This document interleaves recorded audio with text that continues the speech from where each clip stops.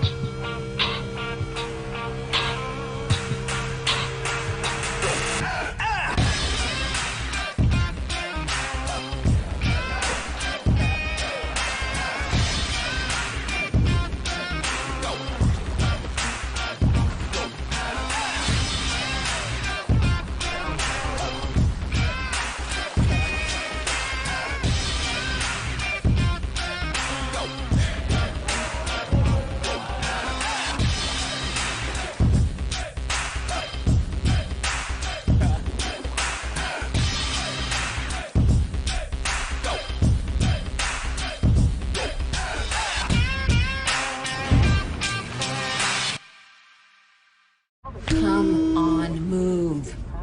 Of course, there aren't any spots.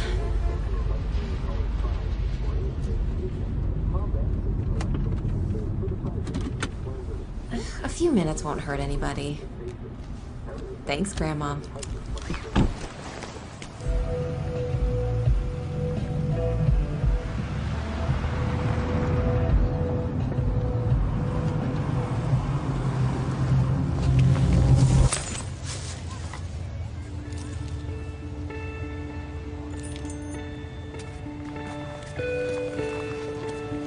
Paralyzed Veterans of America works tirelessly every day to create a more accessible America.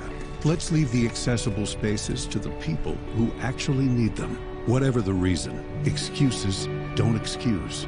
Join PVA and be part of the solution. Honor the spot.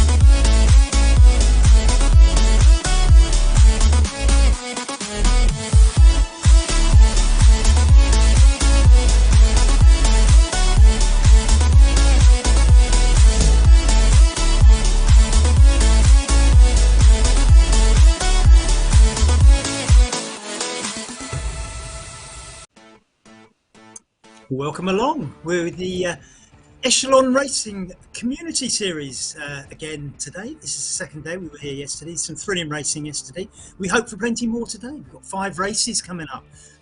We've got men's A and B category. Men's A is the equivalent of real life races categories 1, 2, 3, and category B is 3, 4, 5 category races, if that makes a lot of sense to you. If you want it in Zwift terms, that's probably A and B is A and C and D is B. Women's is open, so women of all abilities can enter that one. And we have a para race and hand cycling race, and I'm looking forward to every one of those. I'm not sure if we've got the hand cycling avatars yet. They are on the way. I don't think they'll be here today, but somewhere in this series we will get them. Now the series goes on for right through to the spring, so we're here for months. It's not on every day, but here's a list of things you can look forward to. So we had the Indiana Crit yesterday, and Tour of America's Dairyland today. Tour of America's Dairyland is actually a city crit just outside Milwaukee, or inside Milwaukee's metropolitan area anyway, but on the edge of it. So I suspect it's not quite as rural as the title suggests. As I say, it's a city crit. We've got something like 23 laps, and we'll have a look at the course shortly. Coming up on the 11th of December and the 12th of December, so you can see there's a pattern here of a couple of weeks gap, and then you get another bumper super weekend like we've just had, or we're in the middle of, really, aren't we? Because it's day 2 of super weekend number 1. Super weekend number 2, you can see the Gateway Cup on the 11th of December with the Iron Horse Bicycle Classic on 12th of September. I'm afraid you're going to have to get to the new year before you get any more racing, though. 2nd of January, make sure you haven't got a hangover. Then on to January the 15th, a fortnight later, and then the January the 16th. So there's another super weekend there on January the 15th, 16th, finishing up on the 29th of January. So that's your winter series. Don't miss out. It's going to be lots and lots of fun. And this is the Pro Racing League, I think, isn't it? In the intervening weekends, you get the pros racing these same courses. So the events we're covering today, of course, are open to us all to get involved in, because they're for the community rather than the actual top pro ones. But they're just as exciting, believe me. And we had an absolute thriller in the ladies' race yesterday. So stick around. 4 o'clock, or just after 4:10. That's UK time, Greenwich Mean Time, so calculate your own time on that. Now here we are in Wauwatosa, and we'll give you a little bit of history in that. You can see as we sort of kind of weave around just north of the football ground there, that it's a fairly flat. I think it's pretty flat all the way around.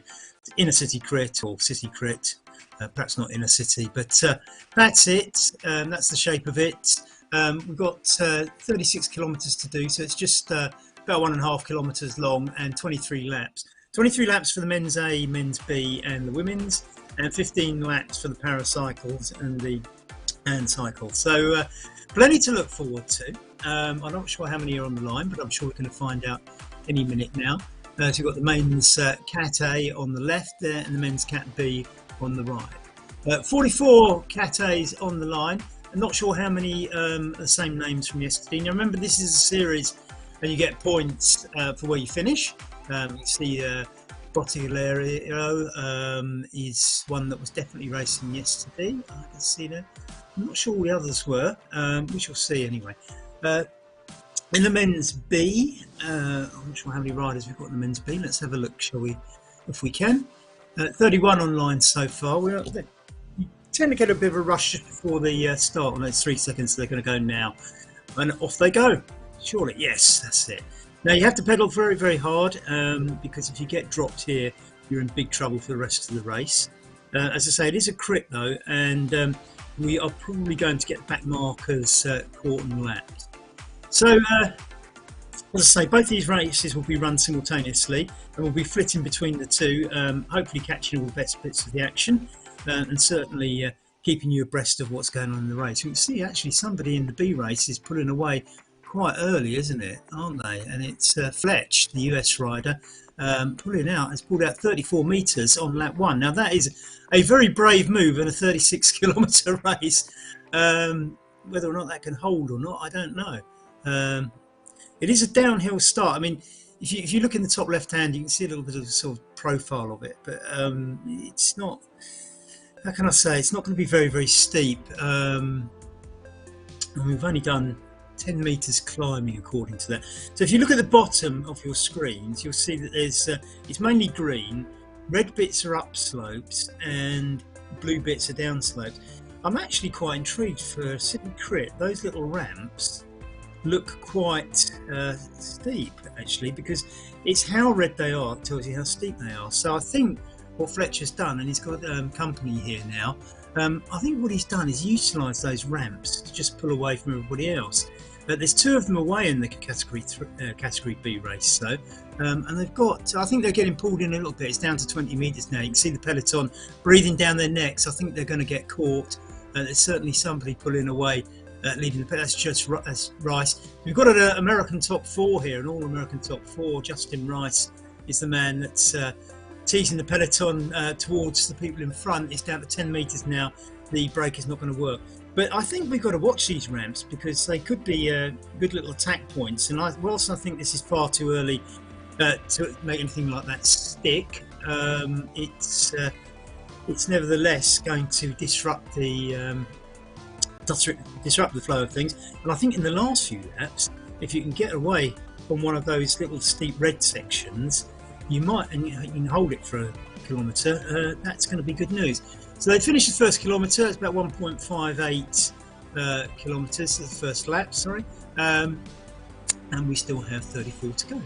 Over to the A's. Now they're riding a bit faster, as you'd expect. And we have a Brit, Terry Wilkinson, on the front. Not for long. I think he's about to get caught.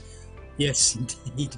The peloton quickly. And you can see there that they were all swooping down there. They just passed that little blue section. If you look at the bottom of your screen, the big white bulb thing is the rider that the camera is on at any particular moment. The other white dots are other people.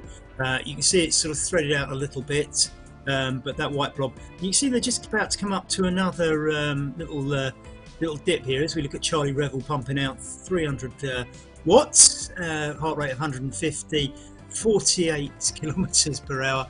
They are doing -2 down that little slope there. Those slopes are not very long, are they, to be honest, because I don't think it's say going up you might just seal a few meters on somebody, and particularly in the later laps that might be critical, but I think too early now. You can see though that the sheer pace that they put in on the front, whilst it doesn't let them get away, it does shed people off the back, and you can see the amount of white dots already left behind in both races. That vindicates this sort of action on the front. And the other thing is, although you may not get the solo breakaway, as long as other like-minded riders are doing the same, you can keep shedding people. Now this is particularly good tactic if you're not a great sprinter, because you don't really want all the best sprinters around you. Of course, the best sprinters are the guys who are very good at sitting in and just taking the draft. So you know, it's always a gamble. Tactics, and remember, people are riding individually, even though quite a few of them are in teams. So yeah, you will see lots of jerseys in the same team, but they won't necessarily be riding for each other. Now this may change later in the series. I mean, I know I've seen in the series I run, for example, we got to the last race of the last series, and obviously Mike Lister going off. He's actually in a new team, he was telling me, a British team based in Somerset, and that's what that jersey is for. So Mike looks over his shoulder as he's overtaken by Steve Brearley, and it's two Brits at the front, and Roger, who was riding yesterday as well, has come up and joined them. Not much in it in the Category A race though, and I think they're not particularly a long way ahead. I mean, there is a small gap of 10 metres, but I don't think that's going to stick. You never know. You never know, it's not. That's your answer. The camera pans around and we see a dirty great big peloton right behind us.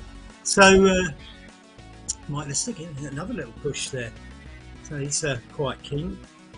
Keen to do well in his new team by the looks of things, I would imagine. And show off the New Jersey. So they're based in Somerset, which is not far from where he lives.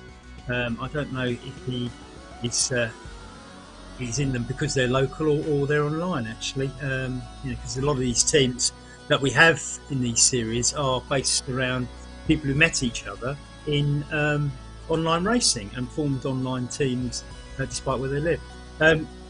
Mike's team, by the way, I didn't mention the name. They're called Team for 2000. I'm not quite sure what that is. It's Team for 2000 with Callus, so maybe it's Callus that is the key sponsorship name that we should all be shouting out. Now, riders are riding these individually, but they are part of teams, and you will recognise some of the teams' kits as we're going through, and we'll try and pick some out for you as we go along. Now, this is everything I said about Fletch going too early. For the second day running, I'm eating some of my words.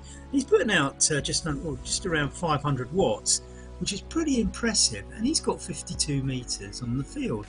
I'm not saying this can't be done, but with 31 kilometres to go, I think that is a very brave move. He's going to have to get that, you know, to keep that expanding at a phenomenal rate with no abilities for rest in the draft. So we'll see how Fletch does. I mean, that's what we do like is people doing this because it lights up the race, doesn't it? It makes it all entertaining. That's what we like. See my old mate Jan Dekker there just behind Steve Brearley. Jan Dekker from Belgium, an East Flanders man, and a very good racer too. Not surprised to see him in the Cat A race here. Wish him well.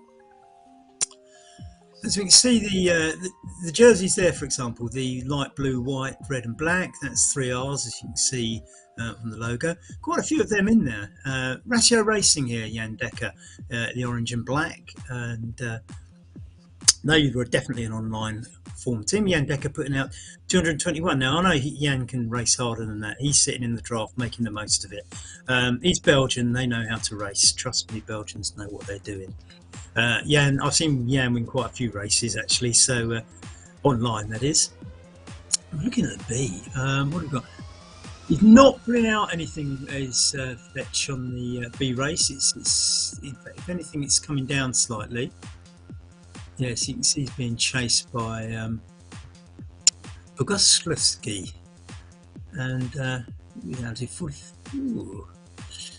I don't know. Yeah, so I'm saying the gap's not much down. No, it's not down. It's Justin Rice. It's 90 from Rice, who's in third place. So, in fact, I think Fletch is pulling out a gap, but Boguslavski is closing him down, which I think made me give you some wrong information there, or misleading information. I think the gap that Fletch had, I gave you the right information, but it was misleading in the sense that I assumed that second place Boguslavski was actually in the peloton. He's not. He's absolutely hammering it. He's down to within 23 meters of Fletch, so that's quite a good. That is very impressive. Very impressive. If you can just get on there. I mean, I always say this: working together is how you're going to do this.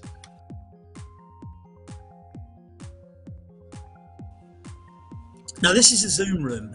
We've got two riders in there today. I'm not sure who their names are. Maybe at some point I might get that information.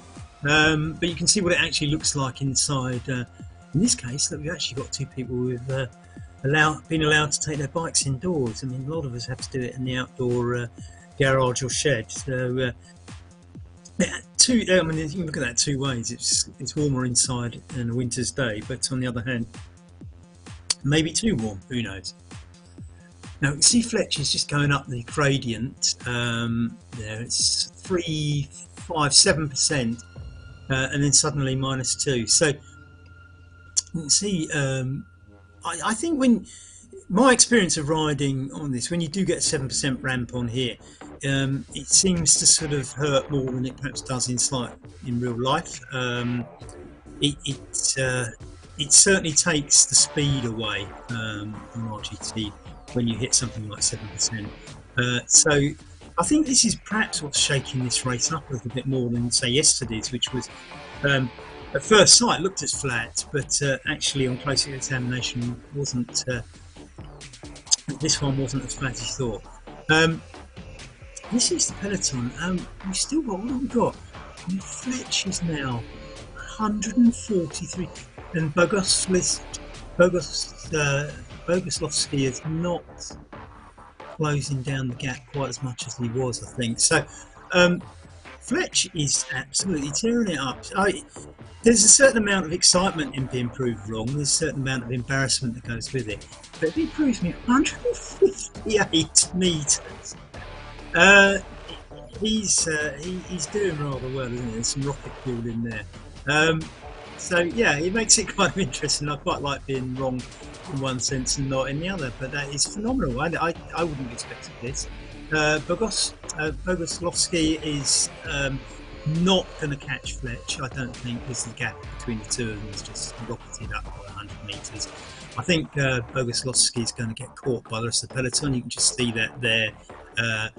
Bottigliero it's closing in reasonably fast. It's down to about 40 metres now. I think if I was Boguslavski, I would probably sit up and let this lot catch me and just sit in the peloton and get my breath back and save some calories, I think. Now, we seem to have a little bit of a breakaway in the Category A race as well, don't we? And it's Wilkinson, although Binen is chasing him down. Let's see what happens next. Sofokalis is leading the pack. I think the pack are just not going to let this happen, are they? I mean, you can see the determination on the front there. It's not a flat pack. There's somebody on the front charging it down. Everybody else willingly following, and as you often see, there's a little bit sometimes of an overshoot, that somebody else sort of chasing that overshoots, which pulls the peloton along a little bit more. Then everybody has to catch up with that person, and they overshoot, which pulls it along a little bit more. And what you see is the guy out the front just getting hauled in. Yes, that looks stretched, but I think the effect of the stretch was going to be that he'll pull in the front rider there, but it probably dropped somebody off the back. Zach Harner, who was racing yesterday, in fact, did very well yesterday with a second place. It's almost a solo second place. I mean, there was, well, it probably was a solo second place, to be honest. There was two of them got away, and Zach settled for second some way before. Mike Swart in there, an RGT man himself. As we overtake some back markers, so that doesn't really change anything at the front. Zach Harmer is now out front, so that's everything back together again. E. Hogan, a Norwegian. Now you can see they're riding for the same team, and I think this is what this e-racing has done, hasn't it? It's pulled teams, it's pulled people together that have never met before, made new friendships, camaraderies, and the rest of it. Mike Swart there, the RGT man, 220, sitting in the pack, making the most of it, riding for 3 hours. We've got quite a few riders in here today, and there's at least 6, I think, 5 or 6 anyway. So this lot holding together, nobody really pulling away. Although I think we've got to accept that it's probably the first sort of 20 or so riders, 38 riders online at the moment, and we've probably got a bunch of about 20 in the running here, and everybody else just enjoying themselves on the way round. And don't forget, I mean, this is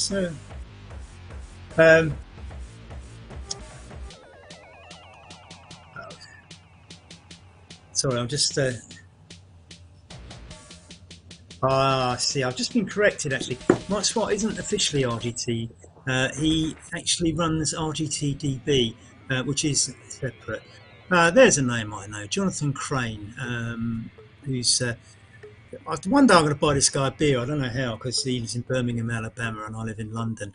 But Jonathan Crane's been fantastic since I've known him online. We've never actually met face to face. Wish you well, Jonathan. You're probably doing your own stream, so not listening. But going back to Mike Swart, he runs RGTDB rather than directly working for RGT. So, but he's still, in my view, part of the RGT community, and I think all the little bits that make it up, the ZMS, RGTDB, everything that goes into it, and all the promoters, including Echelon, and people like myself, we make up this community. I think RGT's been a wonderful family to be part of since I've been around, and I've run races like these myself, commentate on other people's as well, and I think everybody's pulled together. I can't speak too highly of RGT and Echelon for putting this series on, which includes hand cycling, paracycling, women's race, men's category A, category B. You can't beat it, and of course the pro version of this, top-notch stuff. So as I say, RGT really is a community to be part of. As we look at the B race again, and Fletch is now 170 metres ahead of Bottigliero and Jay Rice, Phil Bottigliero. I'm probably pronouncing that awfully, Phil. Really sorry about that. But anyway, Phil Bottigliero is in second place, leading the pack. That is quite split though, isn't it? I mean, this is completely the opposite of the A race, isn't it? We've got 9 people there, one maybe just off the back, all part of that, and then the 11th person, is another 153 meters back. This is this is big stuff. So this is really broken up in a way that the A race hasn't. I mean, I suppose you might argue that the you can just join the B race. You can't, you have to be sort of qualified. If that's the right word. Look at that, 8.4% as they go up that steep bit there, and you can see, you just saw there the way that certain riders could haul themselves up there and steal a couple of yards. The point is, I think if you steal a couple of yards, but there's a peloton behind you, they will recatch you. Now, if you look at Livians here, the Belgian, now he's stolen those yards, and you saw him climb up that ramp. But the peloton's got the ability to catch him up straight away. So Rune Livians is not going to get away, in my view. I often get proved wrong in this, so don't, but I think the evidence in front of us tends to suggest the peloton will catch him. But if you're in the back and you lose a couple of yards to the peloton, catching up is really, really hard. So I think what you do is again, it's one of those things where something like Livians knows that ramp is not going to make a huge difference. He's not going to sustain that lead for too long. You see, they get ever closer. They're not having to work as hard as he is, even though they're going downhill now. And they will catch him and he'll get swept up again. But if you're off the back, it's not easy to do. Fletch now 124 metres ahead of Livians. So it's come down a little bit. There is always the chance, as we're about a third of the way through the race, that poor old Fletch starts getting a bit tired. Slight sort of private joke for anybody British watching, but I was watching Porridge last night, so every time I say the word Fletch, you'll get the joke. Anyway, that's if you're old enough to remember the comedy series Porridge. I haven't seen it for years.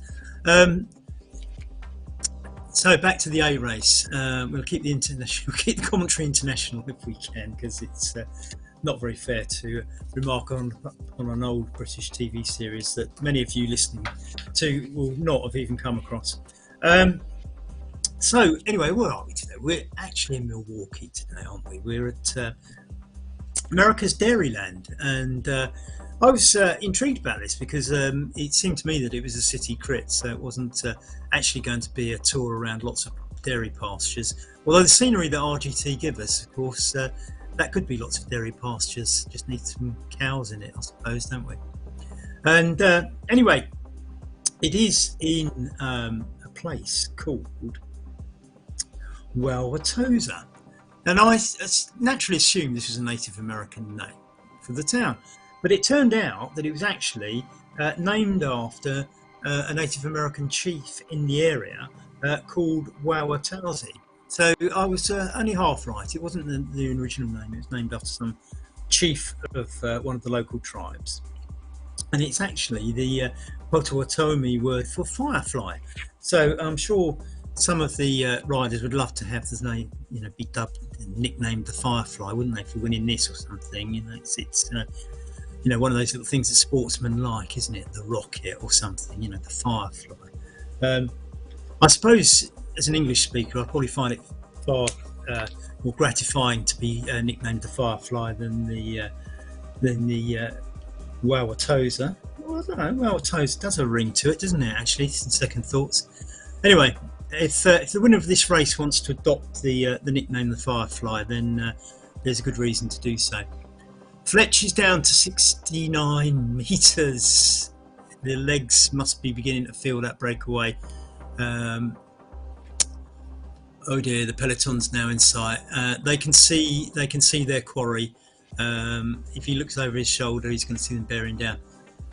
Having said that, I mean, what have we got? 1, 2, 3, 4. Yeah, so still, it's still a top 9, isn't it? So there's 8 people bearing down, and if Fletch, I think if I were Fletch, I'd probably sit up and just let the 9 catch me, swallow me up, and sit in there, because I think the gap between 9th and 10th is now 650 metres. You can see somebody retired just there. It's a British rider, I think. Oh no, it's a camera. Sorry, I beg your pardon. It's I mean, it's 600 metres between 9th and 10th. I don't think that's going to close up. We actually did go past the stopped rider just there. Now you can see him going up this ramp again, this 8% ramp, and look, somebody goes off the front, and Harris just behind. Fletch still 60 meters. I mean, I think that ramp just had the yes, it's Brady, the Dutch rider. Bagoslovsky is giving it a bit of a go as well. So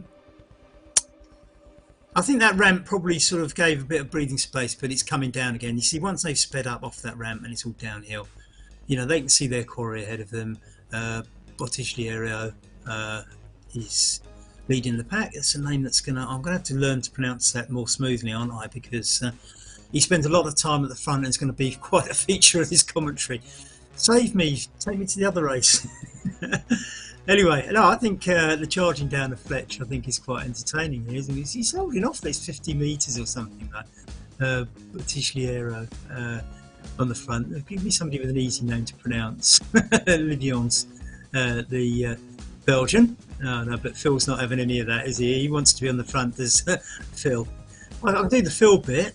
I'm fine with that.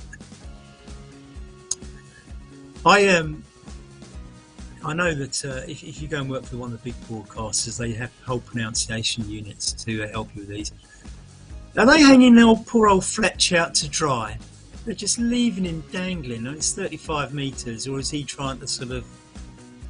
I mean, it's not one of these things like the professional races where actually, you know, you team managers sit in the car. Now, can you get out the front? The sponsors like the publicity. I'm not sure that there's any sponsor getting any publicity for this hanging out. It's still at 35 metres. Poor old Fletch. They're going to catch you, mate. I'm sorry. They're going to catch you. Well, that's my prediction anyway. So I think we're going to have about 9 of them as we head towards... I mean, we're not quite there, but we've done 15 out of 36 kilometres, nearly 16. So as we come to the halfway stage, I think that Phil Bottigliero is going to lead the pack up to poor old Fletch, and here it comes now. Look, just 12 metres. Oh, they're on the 8% bit, and it strings it out for a second, but now they're on the downhill bit, and that little ramp's quite nasty, isn't it? You can see how much they slow down as they go up it. But well done, Fletch. If there is a Progressive Rider award, I'm sure that you're well in line for it, as Phil Bottigliero takes the front and takes the limelight, and we're probably going to flip over to the A race now that little chase has taken place. Thanks very much, guys, in the B race. We'll be back soon. That was thrilling stuff, and thanks for lighting all that up, Fletch. We shall come back and see how you fare. We're looking at a top, probably now a top 8. I'm looking at the stats. So there's about 8 riders. I think somebody's dropped out, and I'm not sure who. So we'll come back to the B race shortly. Let's have a look at the A's, shall we? As again, we have a rider off the front, and it is Pavlich, Slovenian rider, ahead of Zach Harner and Blodgett, Cooper, Jonathan Crane. Quite an American turnout on this. Marko Pavlich from Slovenia. We were saying yesterday just how refreshing it is to see a country like Slovenia doing so well in the cycling world at every level, right at the top, midway down in races like this, and I'm sure that the general population is quite excited by what's going on, and it probably filters all the way down to young kids on little bikes with stabilisers, or whatever you call stabilisers where you live. They're the little things you put on kids' bikes so they don't topple over. The little wheels at the side. So Baird now is, well, Pavlich is on his own. Baird's sort of caught between the peloton and Pavlich. They're coming up to nearly at the halfway stage. So well, I'm just going to hit this ramp. Let's see if this makes any difference. Liam Bellard is from Britain. Not a rider, I know. And Liam's just coming up. Now, I thought, did he get closer to Pavlich? Oh, he's just got caught. So that was interesting. So you saw what happened to Liam there. He, as soon as he hit that ramp, he lost enough momentum that the peloton swept up it. Now we've got this little downhill after that ramp, and again it's very steep. You can see by the blue markings on the profile at the bottom of your screen. So Pavlich pushing away, but at 15 kilometres, look at the speed that peloton's absolutely careering towards him. He's trying hard, but I don't think he's just coming down, isn't it? Zach Harner is the instigator of that. The others do need to stay on Zach's wheel though, and if they don't, in fact, there's a lot of splintering at the front, isn't there? Because Zach's got up to yeah. No, I think the peloton's coming now, isn't it? Eric Hill and Blodgett. Next up, Cooper, Sophocles, Eric Hill there, and pushing at 450 watts. So this is, I mean, this is serious stuff at the front. I mean, we're looking way above 300, and I think that's probably fairly consistently, which takes some effort. And you see that effort at the front has actually stretched the peloton a bit, which is really quite telling. It's not bunched up, so I mean, some people are struggling to stay on board. Sometimes this is just because they're caught out and it all sort of swoops together again gradually, but not always. What's happening in the B race then? I think they're fairly, the top 8 are fairly together. So this is going to be a race of 8, isn't it, really? And nobody, I think everybody's probably, he's on the front again. Mr. Fletch, we salute you. you just don't know when to take a rest, do you? It's absolutely all action for you. I mean, the effort's sort of paying off because I think somebody else is just slipping off the back there. And we'll probably be down to 7 riders if that works. So attritionally, Fletch's tactics may or may not work. So, where are we at? We're over halfway in both races now. I think we can assume that the A race has got a fairly large peloton of 20 plus riders, and it may or may not thin out. I think there's always a chance it will thin out. The B race is down to 7 or 8.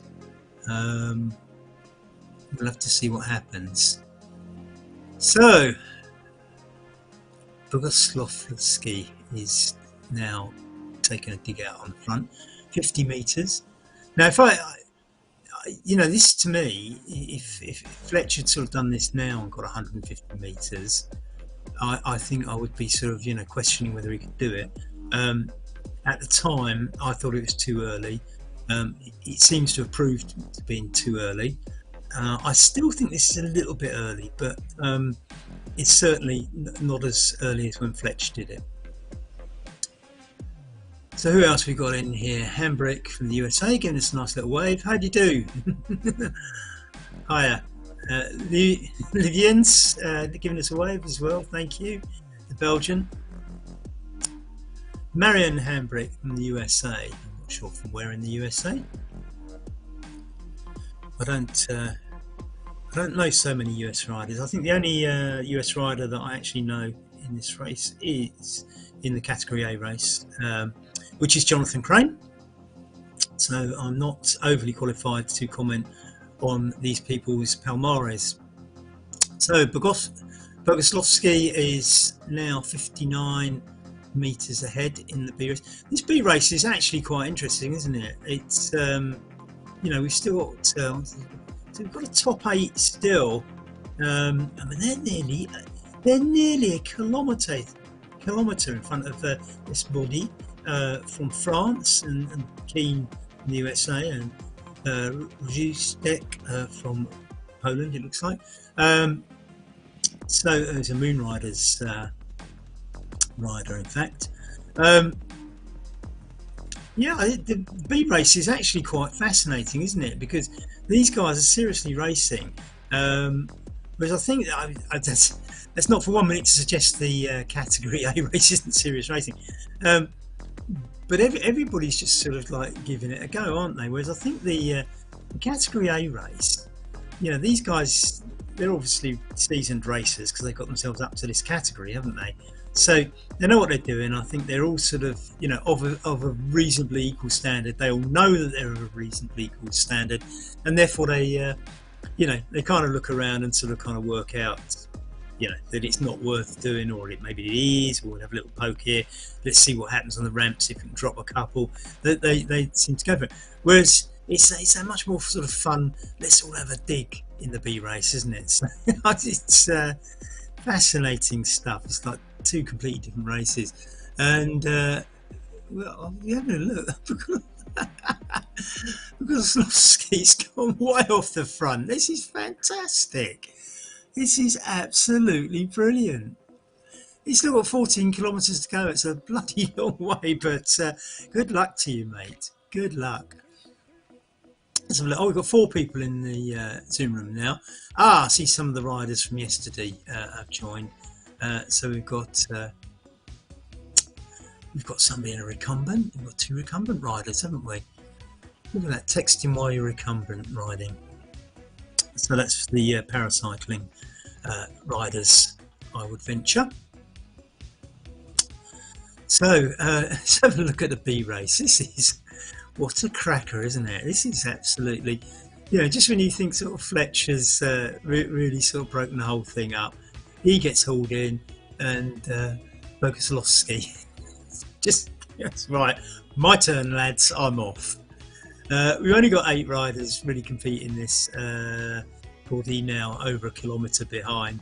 I mean, the other thing is, you look behind and you look at Body. Now behind him, you look at the next badge. They're all together, so there's still a great little sprint to come, probably for 10th place. In all honesty, isn't there?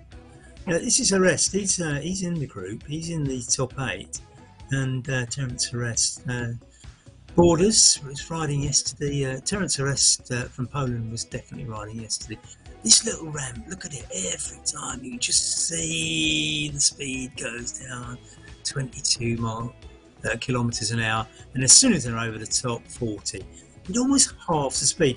I mean, to be 48 now, so all right, they're going downhill, but you know, it almost halves the speed just going over that short little ramp, doesn't it? That's the red space on the bottom left-hand corner of your screen. If you look at the profile, which is mainly green, the red bits are the steep uphills, and the blue bits are the steep downhills. So that little ramp is halving everybody's speed. I mean, as I said to you, my experience of riding ramps like that is that I find them harder to deal with in an e-race than I do on the actual roads. I'm not really sure why that is. I never really thought it through, but everybody seems to shoot past me when you get one of those ramps. Look at that, 180 metres Boguslawski's got, and well, this is pretty hot stuff.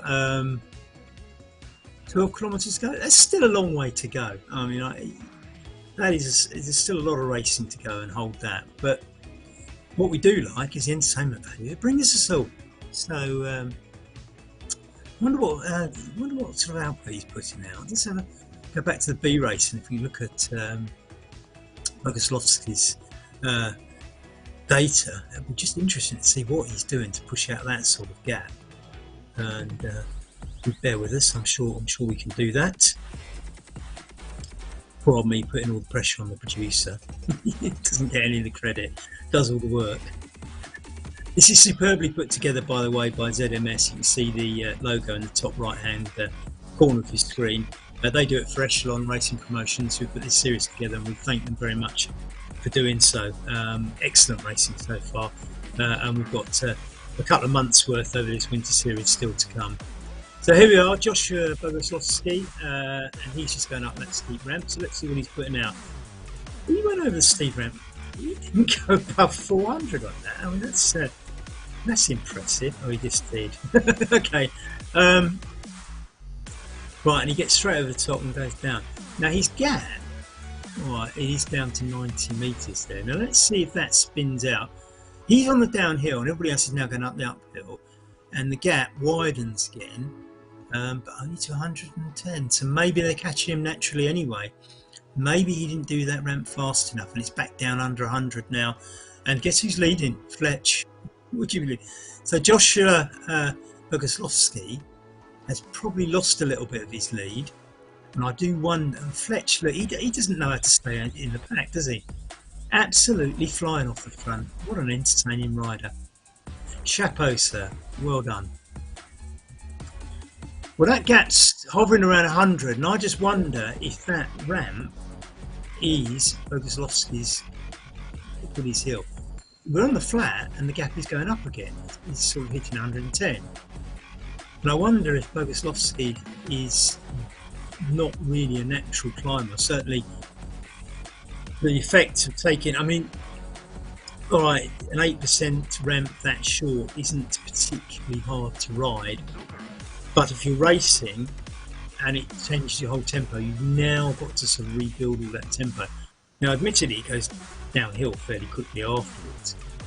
But nevertheless, you know, there's a lot of, you know, built-up momentum that sort of gets lost in that little bit of a ramp. I wonder if that's Pebble Weeks. I just lost this down to 87 now, though. Is it Fletch just piling on the... I wonder if it's Fletch piling on the pressure, because look, he's out off the front now. He's got 27 metres on the peloton.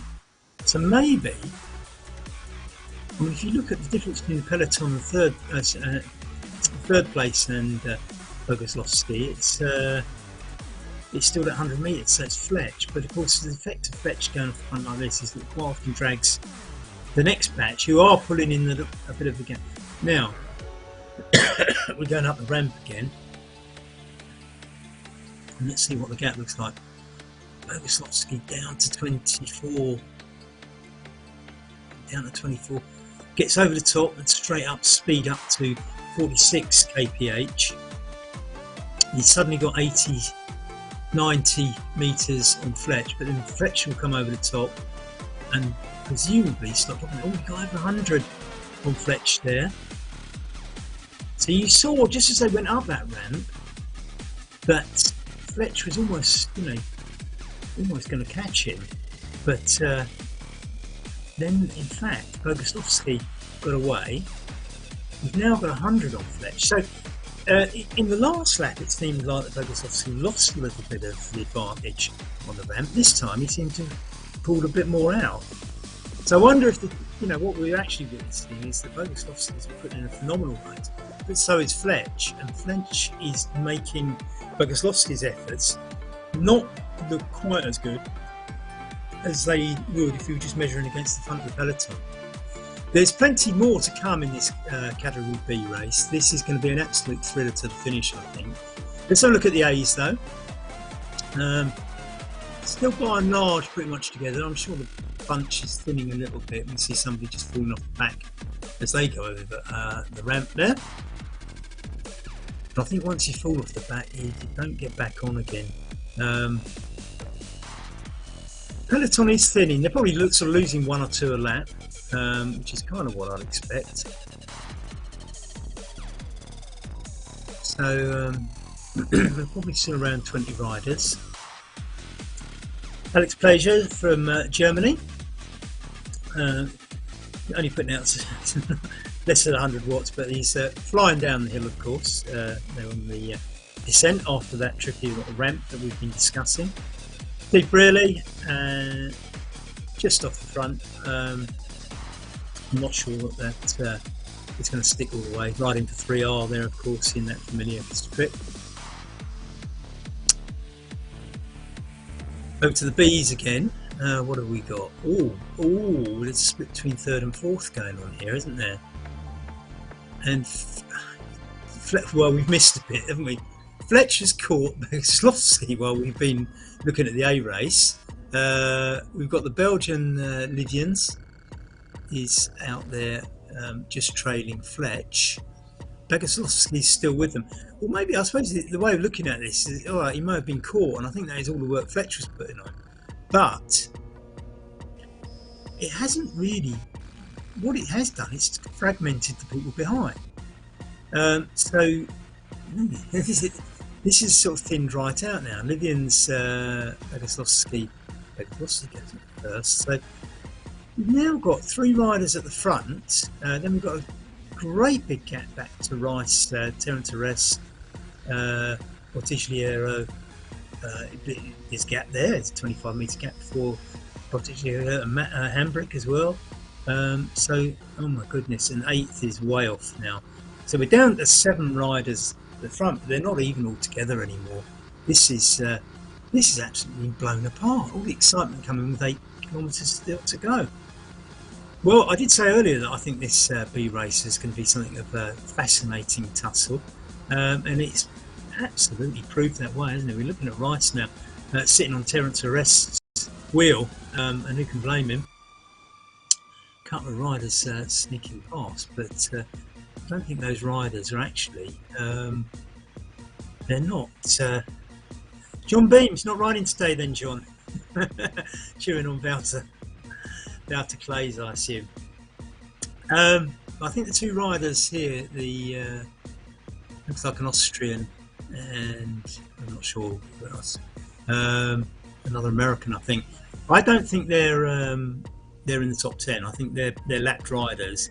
And you can do this in these sort of crit races. You can actually sit in and take the benefit of riding with somebody who might be a lap ahead of you, or even a lap behind you if you need a little bit of a break. So it's still tussling away, the 3 at the front.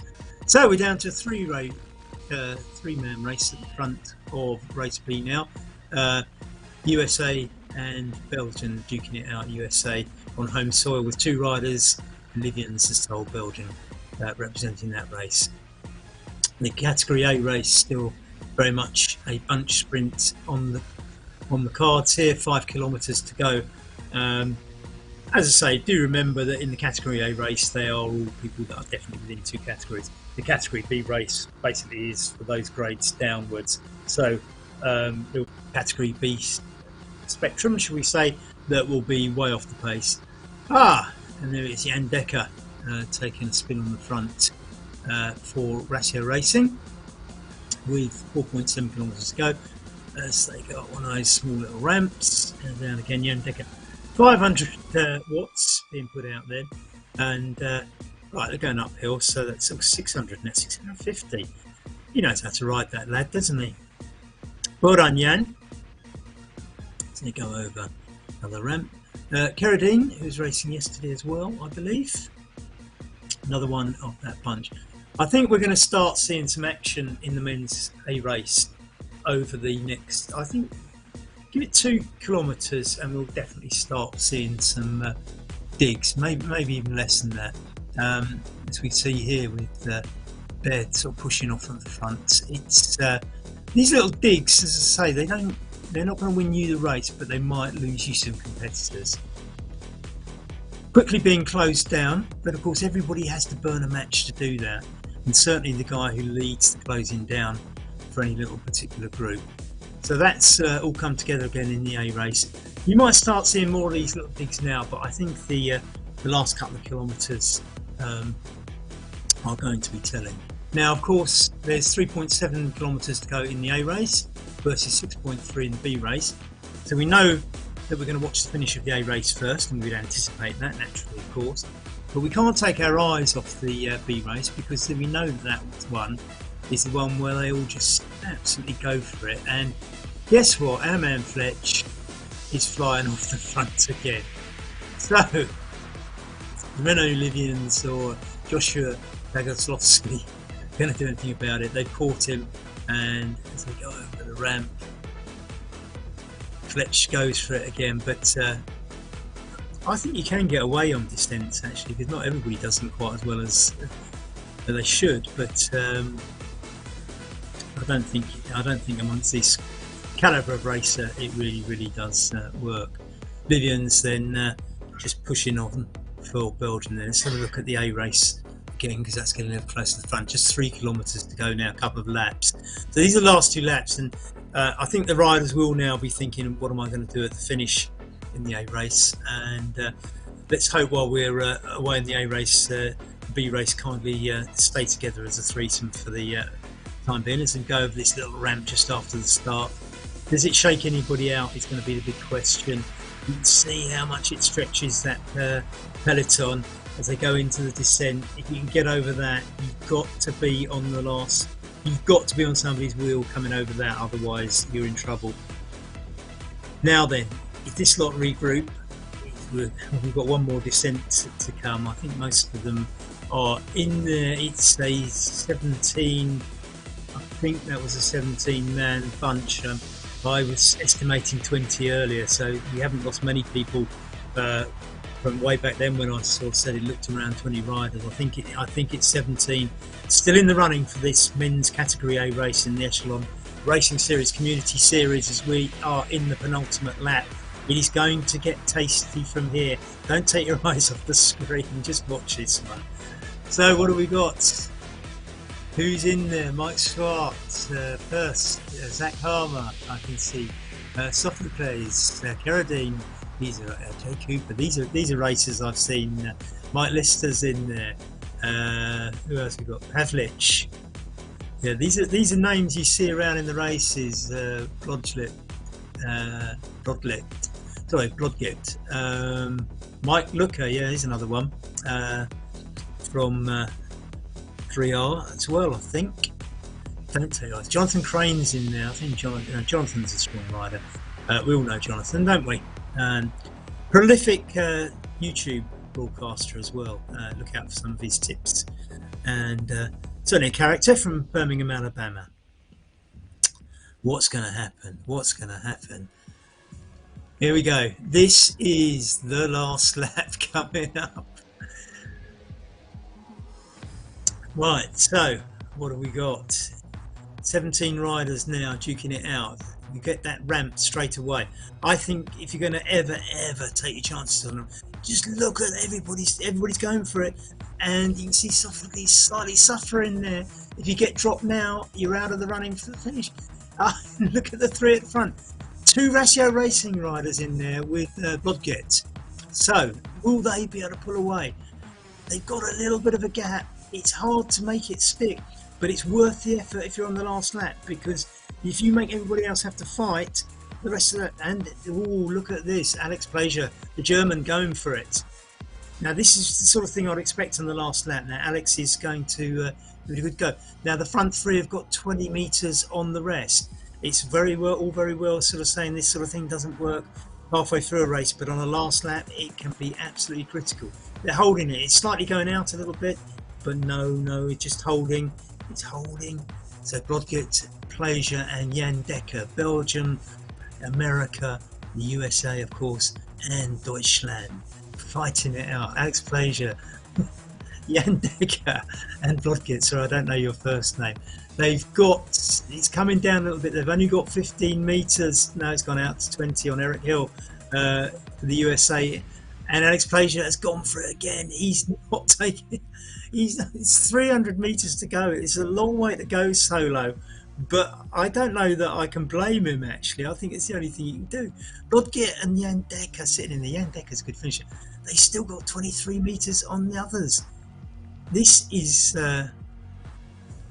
good stuff. Somebody else is up there. Is that a back marker that's got in there? I think it is, because they still got 70. Oh, it's Mike Schwartz. Sorry. I think that somebody's gone. Jan Decker's dropped off. My goodness. That was something of a win, wasn't it? That was absolutely amazing. That was enormous. That was absolutely cracking. Mike Smart came from nowhere to do that. I don't even think he was in the top three. How did he manage that? That was absolutely phenomenal. So, to the extent that I think it was Swart, Blodgett and Plaisir, but I'll need to see the finishing times come up, because that was phenomenal. Looking further back in the field here, Tom Wilkinson, C. Jones, a couple of Brits there fighting out 19th and 20th. Still, they're on the last lap, of course. We've got David Ellis down there at 25th, from France, 24th, Hugen 23rd, some of these people riding together. Rob Miller with Hogan are going to probably have to sprint with each other, perhaps with Coleman as well. So Wilkinson coming in on 51 minutes over the 36 kilometres. Still got a lap to go actually, sorry, I'm just assuming he was finishing. We're over to the B race, and what have we got? What's been happening since we've been away? Well, they were very kind, they kept the top three together. They got 300 metres on Terence Arrest and Phil Bottigiero, Mike Hambrick, Rice, and so on and so forth. So well, I think we're going to end up with a race between these three. We're just coming up to the end of the penultimate lap for these three. There we are. We're starting the last lap now. So, what are these three going to do? Let's stick with them for the last lap. Oh, so Mike Swart was second. I beg your pardon. I thought he took that on the line. I completely misread that. Jonathan Crane coming in fourth, I see. So, Jan Dekker must have been swamped on the line. Mike Swart, I beg your pardon, yeah. So he overtook Alex Pleasure, but it was Bodgett who got it on the line. So well done, David Bodgett. Sorry, I misread that one. Mike Swart, amazing catch up. I guess he must have been part of the pack because Jan Dekker just all the way back down in seventh behind Matt Looker, Zach Harner, John Cooper 8th, Harris Stoffer please. 9th, Mike Lister, very good 10th, Eric Hill 11th. We'll come back to those. Let's watch the category B race because we're in the last lap of that. And here we are. We've got, oh dear, poor old Fletch is just being dropped by the other two. That is cruel after everything he's done. Is he going to fight back? Has he got enough to fight back? He might just have. They're on a descent, and sometimes you can just get your breath back on a descent and make it work. But I think they know it's the last lap, and they're probably not going to let this happen. I don't know. Let's see. We've just seen the peloton swamp the front runners in the. I think he's going to get back on. You know. Now that's a Herculean effort. Will it mean he's got anything left for the finish? Well done indeed. He flies by Olivians, the Belgian, and Bogoslovsky, sorry, just holding the front position. This time it's Livians who looks like he might be slipping. 200 metres to go. Bogoslovsky's putting on the pressure. Fletch is challenging him. Fletch looks like he might still have it. No, I think Fletch has had to sit up. Bogoslovsky's still got it going. But is Livians going to charge him? Oh, no. Bogoslovsky gets it. Livians second. Fletch third. I think we have to take our hat off to Bogoslovsky and Fletch. That has been an absolutely massive race. Absolutely massive. That was some race. Really, really entertaining. We've had a cracking finish in the men's A race when we had three riders looking like they were going to do it and then just getting swamped at the end. All right, they only had a small gap of about 20 metres. Terence Arrest coming in fourth place in the category B race here. But the A race, as I say, it looked like it was a three-man sprint, and in the end, it wasn't. It was peloton catching them. Look at this. Now we thought, or at least I thought, you might have been seeing things differently. I thought it was all about Blodgett, Pleasure, and Dekker, and in fact, Blodgett and Pleasure were the only two finished on the podium. Mike Swart swarmed in at the end. In fact, he was sort of 0.5 of a second behind Blodgett, so must have been very, very close. Probably swept past him, but just a bit too late to do it on the line. Alex Pleasure falls back into third place. Jonathan Crane leading the rest over in front of Zach Harner and Matt Looker. Jan Dekker swamped there, falling back to 7th place, and that's actually just what are we looking at? 0.18 of a second And that's the effect swamping can have. John Cooper, Aris Sophocles, Mike Lister coming in next. The gaps are absolutely tiny. This was a peloton all the way back to 11th. And then there's a little bit of gap to Gavash, Tor Persk, Marko Pavlic, Liam Baird. The gaps start occurring. They're not very big gaps, of course. Remember, these are something like 2 seconds over 36 kilometres. Going to the B race, and as I say, this was an absolute cracker, wasn't it? I mean, you've got to hand it to Boguslavski for an immense race. Fletch too. Between the pair of them, they absolutely brought that to life. Rune Livians joined in and made up the trio, and well, I think all three deserve to be on the podium. You can, I suppose, go and have a beer and argue about who you think should have won, but I think we have a worthy winner, even if you think one of the other ones was more worthy. All of them were worthy. That was a fantastic race. Phil Bottigliero in 6th behind Justin Rice. Terence Arrest, as we've previously mentioned, now in 4th place. Marion Hambrick from the USA in 7th. More finishing positions to be verified soon. All race results are provisional, of course, and they will be up on RGTDB very, very shortly. RGTDB, of course, run by Mike Swart, who came second in the men's category A race with a terrific swamping finish.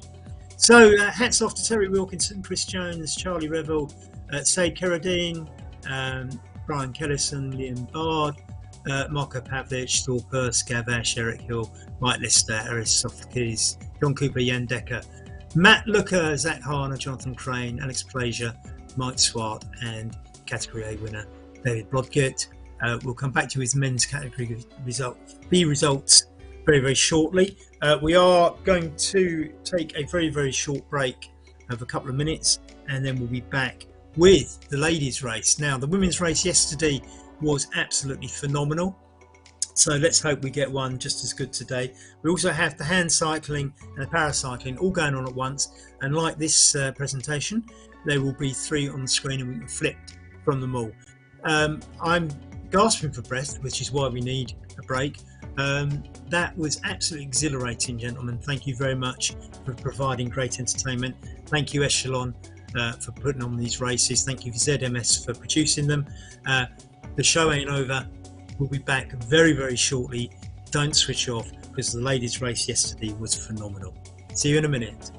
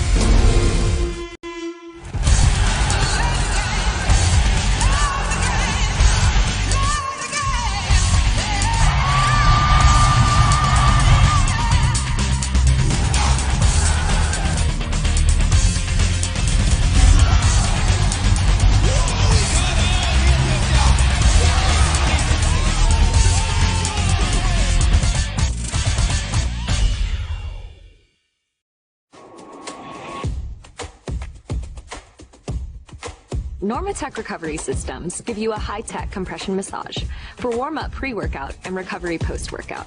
The technology is very safe and is used by a broad range of athletic types and really any fitness enthusiast looking to get the most out of their workout. The whole idea is that we're using air compression to help increase circulation in the body. We wanted to mimic physiology, the way the body moves fluids. We went ahead and took a lot of those principles and put it into a system that you can use on your different extremities and your hips as well. Normatec has been an industry leader in pneumatic compression, providing improved mobility and profound healing for thousands of patients. We continually work with researchers to study and develop the effectiveness of our technology. It's all about creating that community space where people have a conversation around recovery and start really challenging their beliefs in what is possible and what they've known and maybe what could be.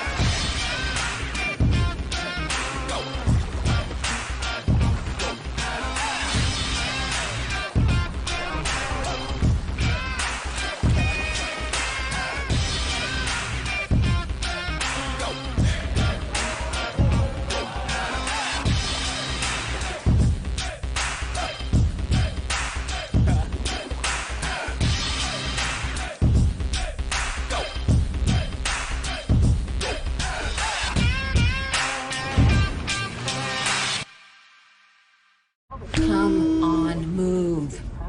Of course, there aren't any spots.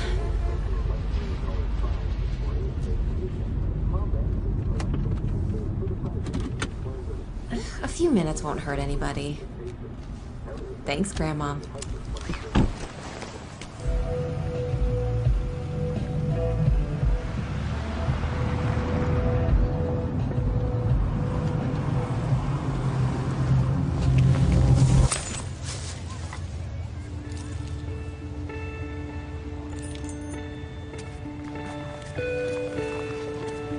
Paralyzed Veterans of America works tirelessly every day to create a more accessible America. Let's leave the accessible spaces to the people who actually need them. Whatever the reason, excuses don't excuse. Join PVA and be part of the solution. Honor the spot.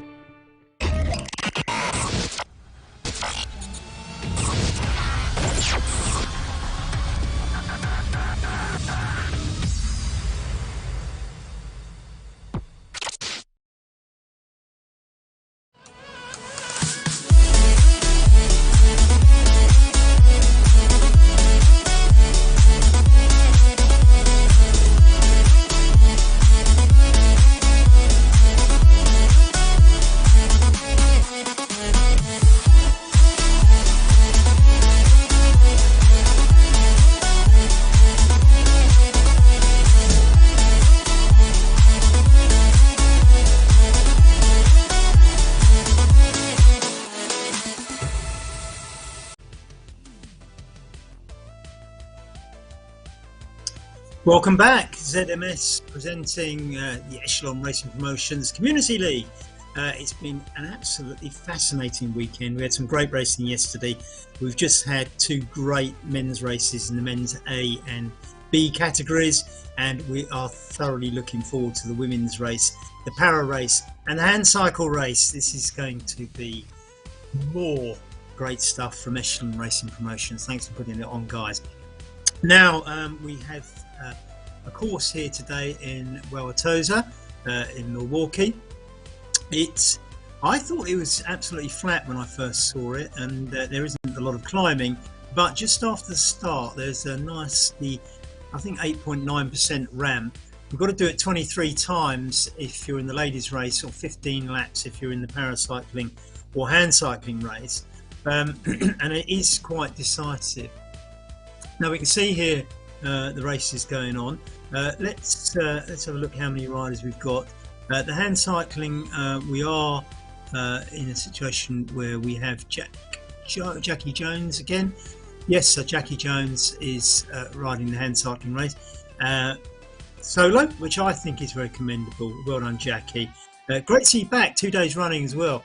You must have a lot of energy to do this twice in a weekend. It's fantastic. Stick at it, Jackie, as well. And even if you are a solo rider, please turn up, because if you give up and somebody else turns up, they'll be on your own. Whereas if you stay there and somebody else joins in, there'll be two. And when there's two, it's more attractive for a third person, and things snowball.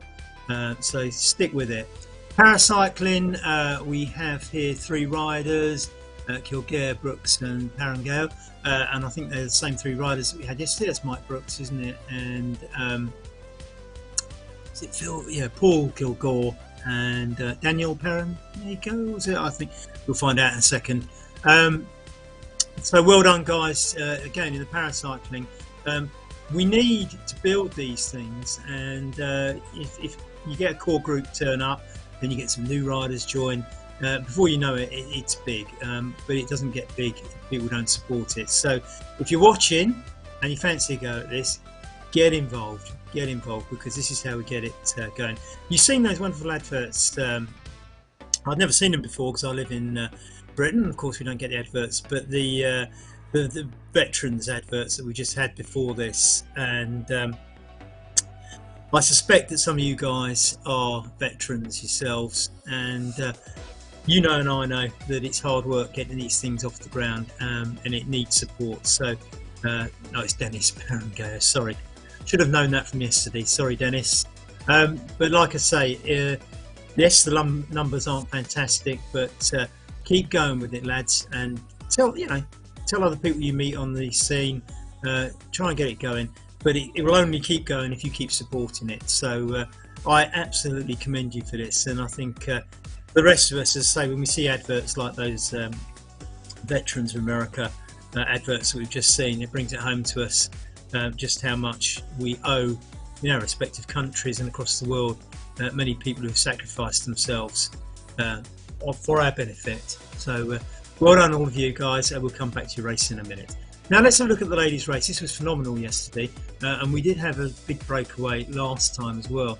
Now 12k into this, we see a Stricken rider just at the side. We've got Jacqueline Godby, and she is from the USA, and she is 450 meters ahead as she goes over the slight ramp, and I think that is pretty good. I mean, we had a long breakaway rider yesterday. It didn't spoil the race. In fact, I think the ladies' race was the best race yesterday.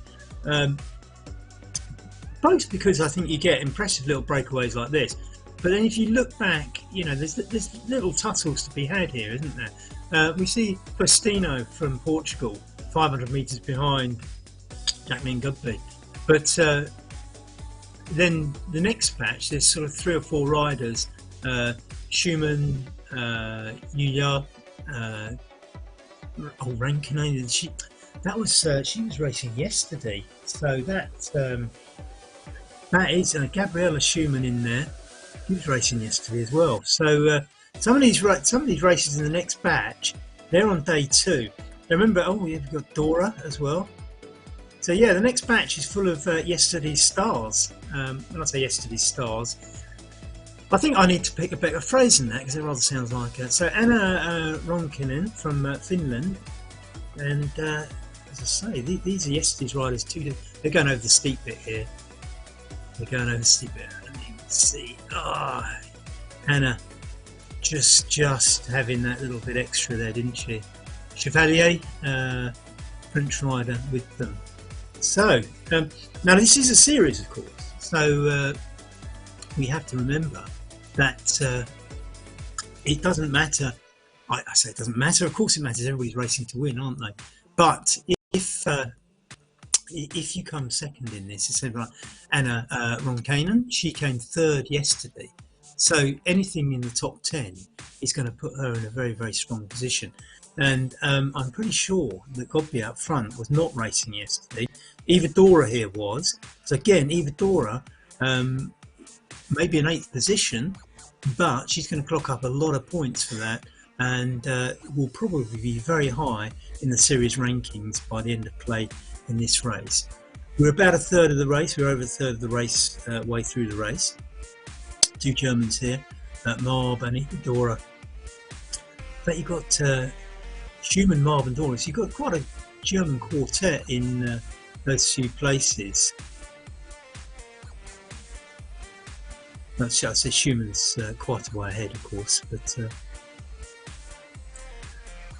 Erska Kurent there, Slovenian rider.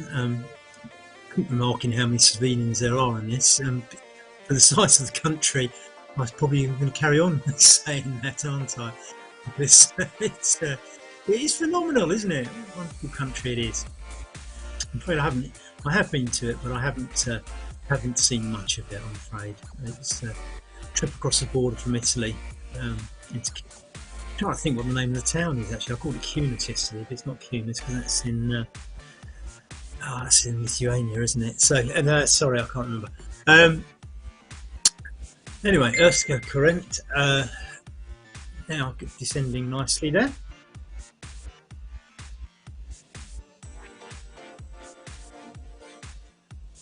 Jackie Jones has stopped.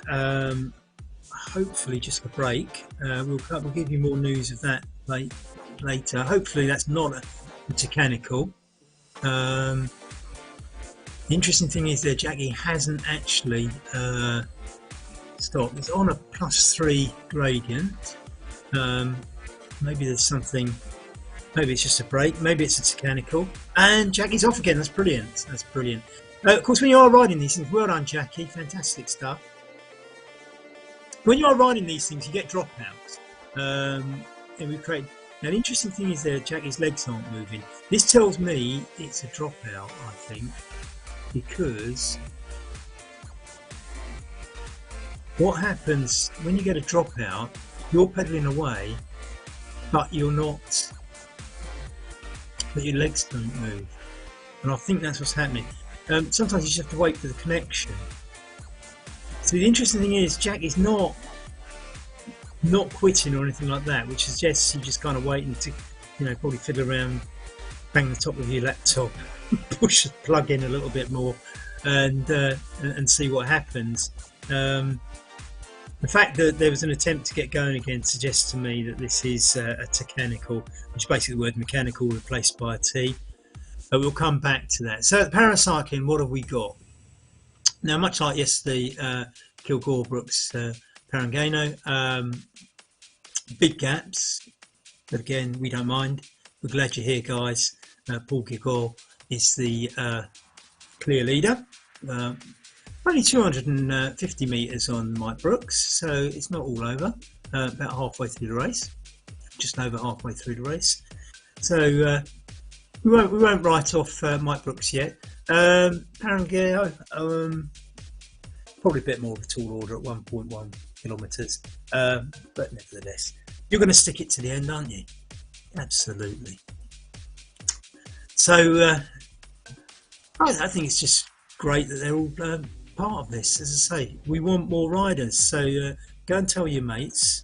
If you know anybody that would be interested in this, get them involved in this. This is fantastic stuff. Well done, Mike Brooks. Good to see you pushing away there. Pushing at 250 watts. About what I would do, I think. Plus 1.8 mil, probably a bit more. It's 1.2 gradient. I mean, I think with gradients, and you have to look at how long they are. I mean, this is one of those things where you got one of the steep gradients like the one we've got on this course. It's very important that you decide how best it is for you to get up there. I mean, I have a rider I know who's been in these sorts of races who will just go down to the lowest gear and just try and get them up them as easily as possible, where I tend to sort of like absolutely sort of throw down some effort. I don't go up them very fast, but I have to do it with power, not spinning, and we will ride different techniques. Dennis Parangao tucking in there for the descent,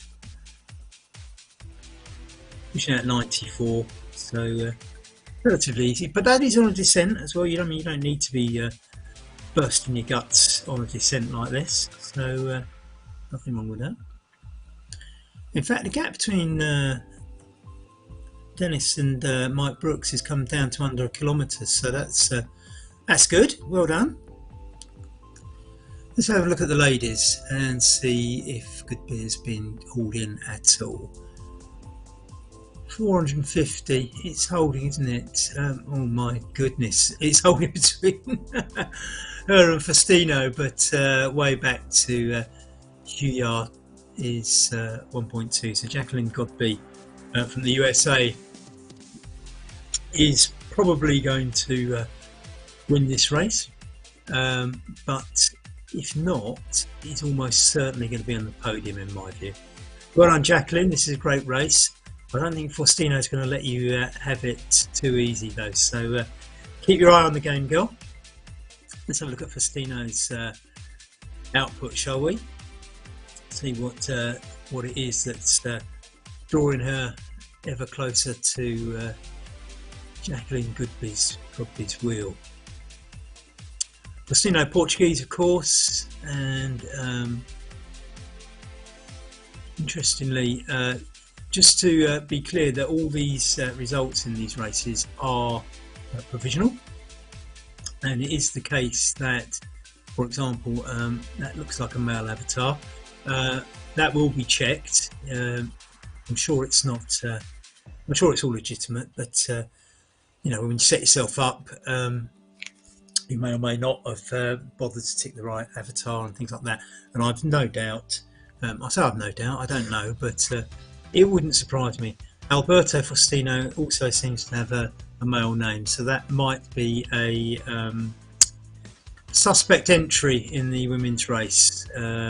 So we'll have to consider that one dubious, I think, based on name and avatar. But I could be wrong. Anyway, Anna Ronkanen is in third place, and that's exactly where she finished yesterday. She could be elevated because yesterday's and today's results will be checked. But she's got company today. She's not on her own. She's got Chevalier. She's got a bit of a French contingent around her, hasn't she? With Huyard and Chevalier and Schumann from Germany. So European quartet there. In fact, it's all European, back down to 10th place, where we have the New Zealander bowler. So, Christophe Huyard. Christophe Huyard looks to have a male avatar and a male name as well. So that's another one I'm afraid we're going to have checked at the end. So just looking at that, you can see the other avatars: Anna Rankanen, Janine Schumann, sorry, and I think Christophe Huyard is getting dropped anyway. So maybe that's not such a bad thing if it turns out to be a male. And given the name and the avatar, there is more than a zero possibility of that. Eva Dora in 7th place, 400 metres behind, with Marb and Current from Slovenia. Urska Current 1.6 behind, soloing just in front of the bowler, the New Zealander, by about 300 metres. Jeremy Chevalier, oh dear, another male avatar with another male name. Oh dear. Okay, so that probably means that it's Ronkanen and Schumann that are the ladies to look at here in terms of the race. I think the French duo there might just be in the wrong category. Never mind. As we go over the, you can see. Oh, just look at that, Jacqueline Godby giving it a bit of effort getting over that ramp.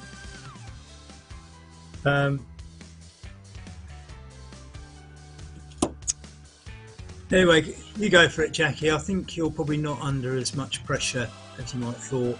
Anna Rankanen, you might be a bit further up the field than you perhaps realise from the stats in front of you.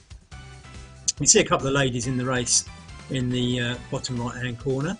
The USA flag on the bottom right hand one. I'm not sure. The lady on the left is the same lady as yesterday, and I can't remember who it is now. I'm sure Damien will remind me in a minute, but it's the same lady who we had in the Zoom room yesterday. It was one of yesterday's riders. A German. It was one of the Germans, wasn't it? It was. My name will come to me. I think Damien's about to tell me. I should remember this, but I definitely recognise it's the same lady. It's Gabriella. Gabriella. So it's Gabriella Schumann, isn't it? I think. Fantastic stuff. Well done for joining the Zoom room. I think they can communicate. I'm not sure I'd want to talk to anybody when I was putting that much effort in. Oh, poor old Jackie Jones. Look in the bottom right-hand corner. Oh, it's Jackie Godby is the other one, the American one. So, Leader and Gabriella Schumann are the two ladies in the Zoom room. I'm a bit worried about Jackie Jones, though. It's looking terminal there, isn't it? It's not nothing featuring.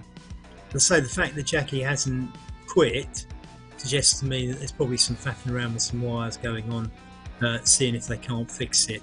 But it certainly smacks of a mechanical rather than a withdrawal. Over to the paracycling. Oh, Jackie's just got going again. Go on, Jackie. I mean, that is again. It's on. That was on a very steep bit as well. Oh no, look, the legs have stopped again. I've been there. This has happened to me. You can see there, the legs get going and then it cuts out again. This says to me that this is something mechanical and not a human failing of sorts. As we see, just going over the up there, we've got Paul Gagor just tackling that steep bit. 7.6, 7.9, slow right down 10 kph, 8.2%, 8.4% down to 9 kph, 5.1, and the speed goes up 2, and it's -2, and suddenly we've tripled the speed from 10 kph to quadrupled it to 40 kph. Paul Gagor absolutely flying down the other side now. See if you can do 5 times the speed. 48, 50, yeah, so that's it. So from 10 to 50 in no time at all, just by getting over that little ramp. Well done, Paul, fantastic stuff. And you are a comfortable 150 metres in front of Mike Brooks. So that isn't as big as it was before, was it? We might even have a little bit of a sprint finish between you two guys if you don't if you don't keep that distance going. And then we have Dennis Parankeo further back, just enjoying the ride, and we're enjoying having you along for the ride as well. So thanks for turning up, guys. Don't forget, spread the word. You know, if you know anybody that's into paracycling, then this is for them, and the more we get, the better it gets. And we all know the better it gets, the more people want to be part of it, and the more we enjoy the entertainment, it just gets better and better, doesn't it? So the other thing is, remember that when we get avatars for the power and hand cycling things, we have different physics for them, because they're based on, so for example, if you're hand cycling, you've got completely different wind resistance and things like that. So there are differences in the way it operates for the certainly for the hand cyclists, and I think to a degree for the paracyclists, but I'm not sure. So this is a list of the events for the power and hand cycling riders.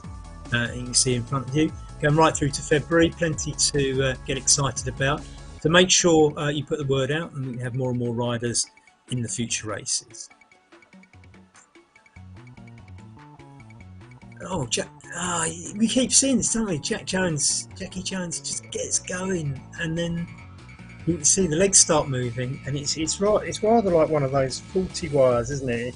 You know, a little bit of a spark, you know, and it all goes, and then it stops, and you know, everybody scratches their head, has a look at it, you know, bangs it, and then there's another go. Look there, that's exactly what's happening, isn't it? Jackie's, mind you, look, Jackie's on the steep bit there. Maybe Jackie is just, I mean, Jackie did race yesterday as well, so you know, I could be wrong. Maybe it is just tired arms fighting their way up that steep incline. Paracyclists going up the steep incline now. There's Parankeo. Just taking that 8% bit on, and yep, right over the top, and he goes from 10 kph to 30 kph in no time at all, and we'll probably be hitting 50 any second now. Just before the bend as well, we hit it before with the last rider. Can you do it? You're going to get up to 50? Probably not. It's going to be 40, isn't it? 45, 46, oh, nearly. But you know, from 10 kph to 46 kph in no time at all. That is the effect of this incline. You see here Paul Gore now, the leader, doing it.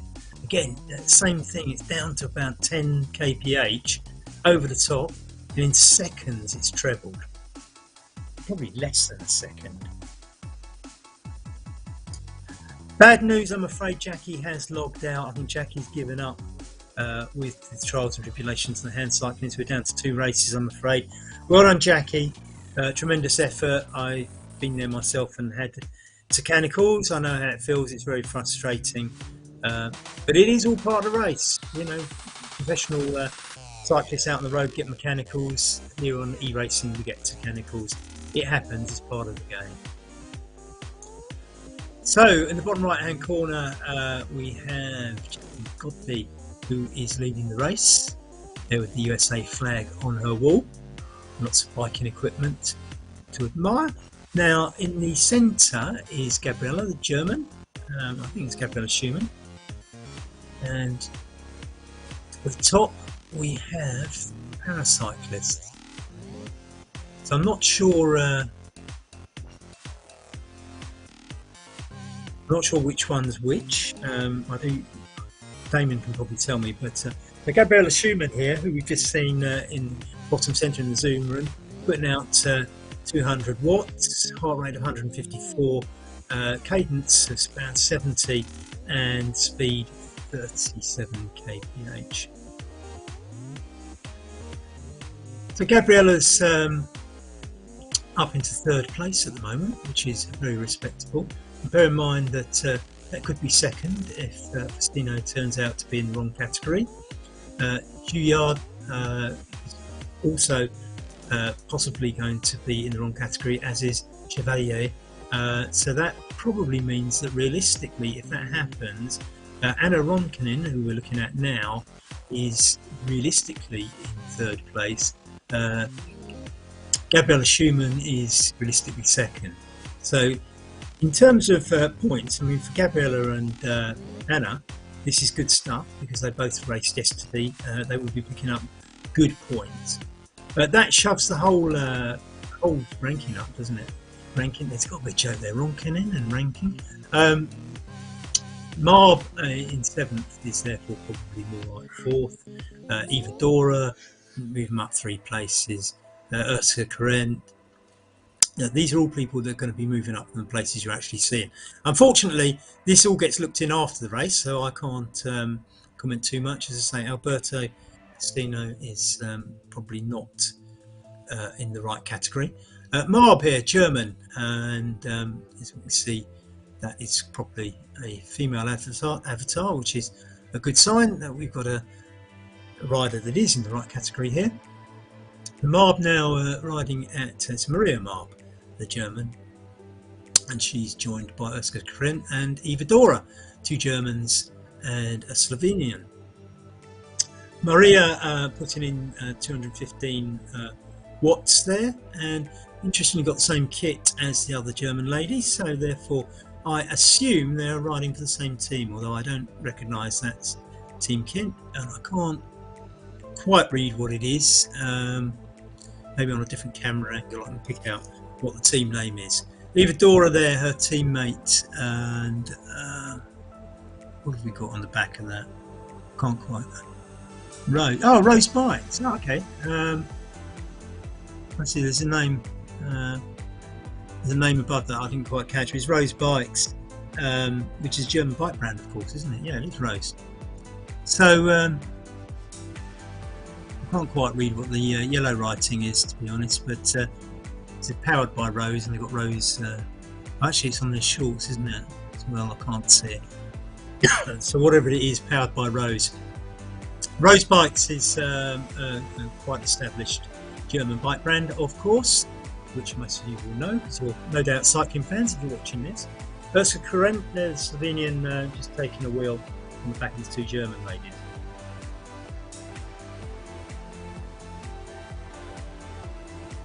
It's nice to have a little trio like this, because we know that we're probably going to get a decent little tussle in the last lap.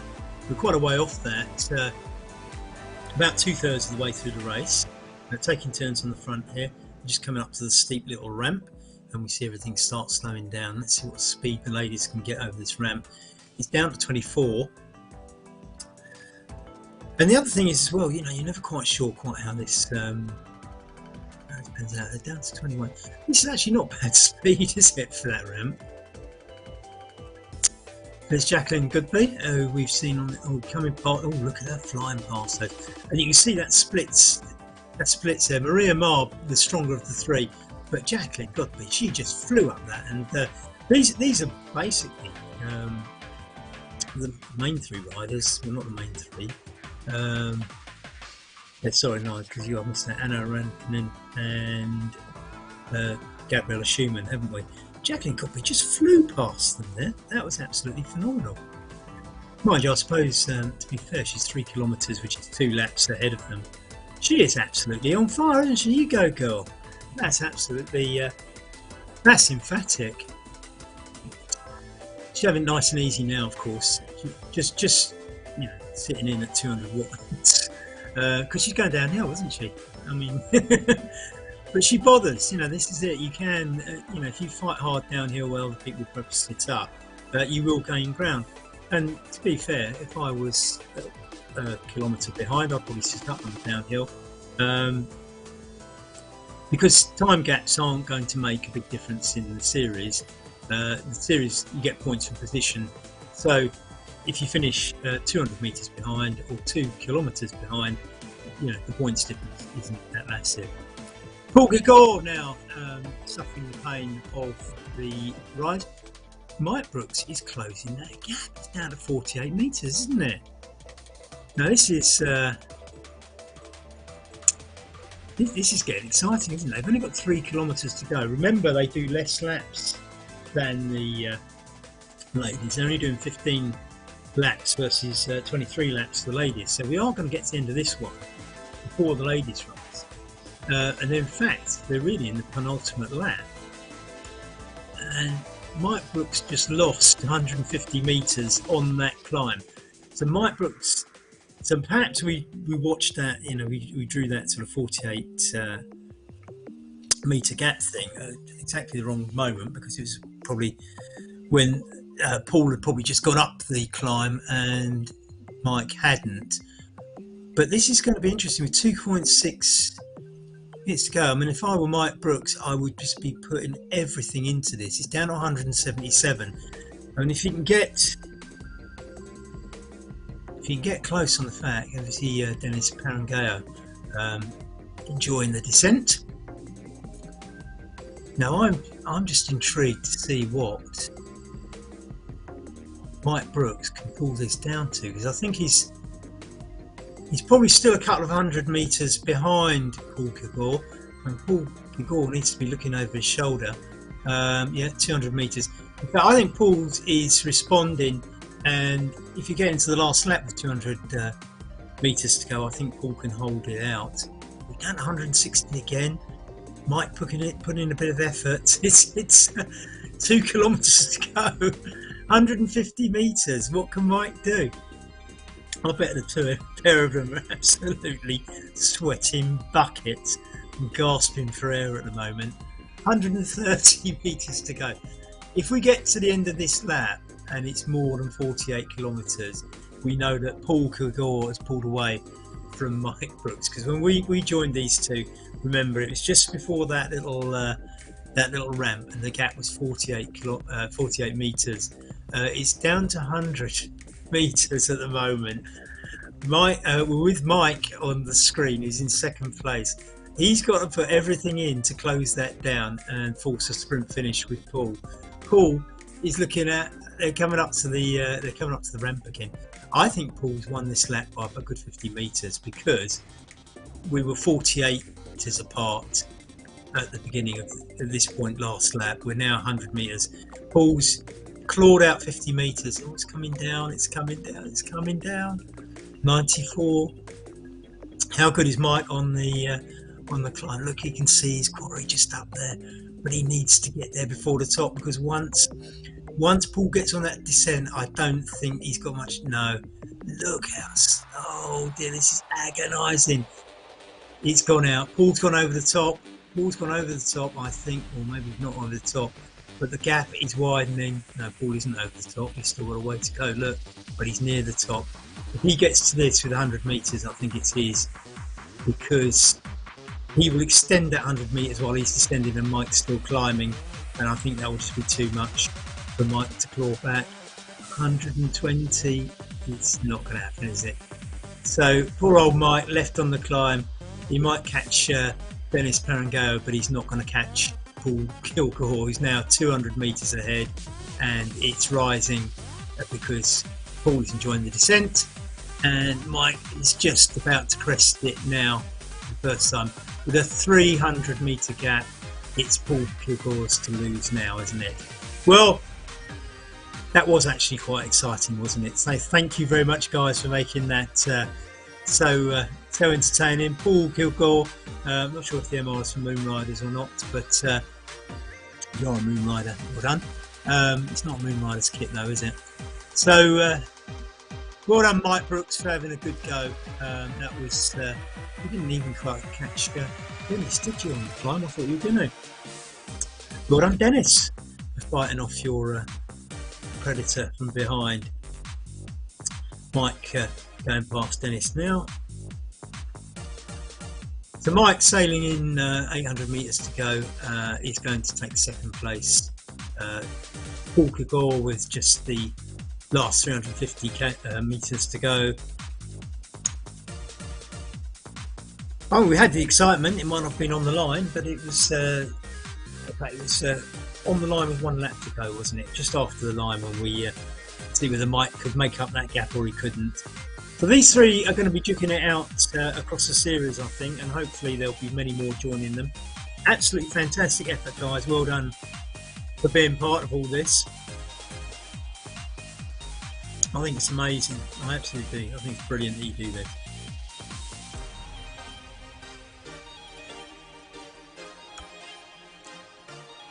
So I think with I think Paul must be about to finish. Let's see the finishing line.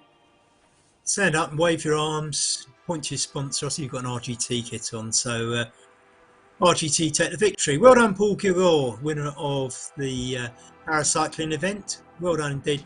Mike Brooks too, who is crawling up the last little bit of a descent towards the finish. Only 180 metres to go, but it'll probably feel like 180 miles. On this, it's not a steep ascent, but you know, it'd be nice to sort of just glide in now, wouldn't it, having done all that hard work. Well done indeed. Second place looms. You can see the finishing line now. You'll get a nice round of applause from all those avatars by the side of the road. There, look at them. So pleased to see you. And the sign says you're in Wauwatosa. Dennis Parangao with another lap to go, and we shall assume that you're going to finish, Dennis, and probably move over to the ladies' race to see how it's all faring over there. Jacqueline Goodby is absolutely tearing it apart, isn't she? She is. I'm going to assume that Faustino in second place is not going to pass the category test. There are some doubts about whether Faustino should be in this race. And we've got Gabriella Schumann. Now the pair of them, the first two, are both in the Zoom room. So hi girls, fantastic racing, well done. Gabriella is about the best part of 2 laps behind Jacqueline. That's how emphatic Jacqueline has been. Now let's just watch her going up this. She is going up this ramp that's been giving everybody difficulty. She's at 30 kph. Now I'm sure it's going to slow down because it gets steeper, but we've seen riders from all categories dropping down to about 10%. Look at her now. She's reaching the peak at 28 kph, over the top at 28, when we're seeing riders doing that at 10 in other races. That is how emphatic Jacqueline's ride has been. Absolutely phenomenal. So we've got Gabriella Schumann 2.5 kilometres behind. That's almost 2 laps behind there. Anna Ronkainen from Finland is at 3 kilometres, so there's a good 500 metres between Gabriella and Anna. We're going to ignore the 2 French riders, and we've got Maria Marb at 4.8. Now she's riding with fellow German Eva Dora, and they seem to have dropped Urska Kurent, the Slovenian, who's now over a kilometre, probably about a whole lap behind Eva Dora and Maria Marb.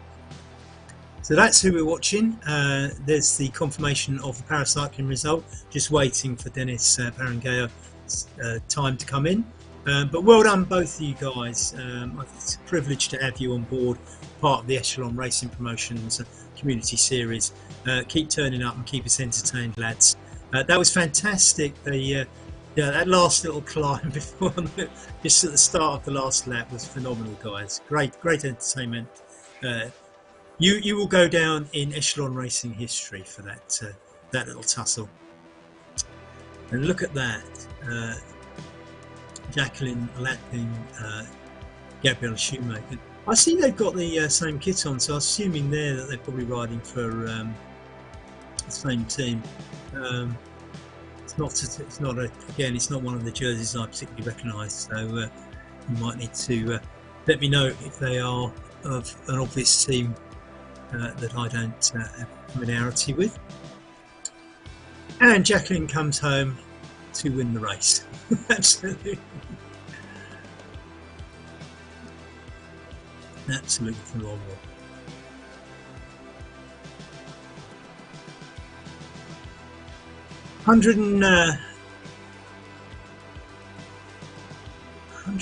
About 100 metres to go for Dennis now.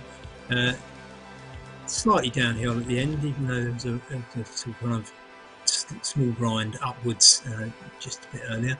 Oh, it goes up again, sorry. So there we are. Daniel completes the trio. That's the paracycling results confirmed. Well done, Dennis. Well done, Dennis Parangaya. And well done for all 3 of you. Terrific race. Look forward to the next one. Don't forget, it's a couple of weeks to the next one of these. I'm not sure I'm commentating on these ones, but you'll be in the capable hands of another ZMS commentator, one of my colleagues. So now we're looking at Gabriella Schumann. She's got about a lap and a third to go. Jacqueline Godby now confirmed winner.